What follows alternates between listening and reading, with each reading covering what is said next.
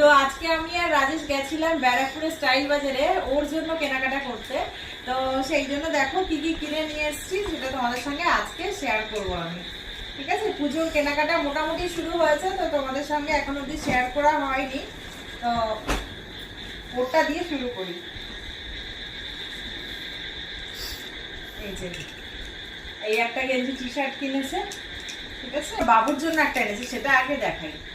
সেটা হচ্ছে এই দেখো, এই শার্টটা আমার বাবুর জন্য নিয়ে এসেছি, বেশ ভালো লেগেছে আমাদের। ওকে এটা দেখাই।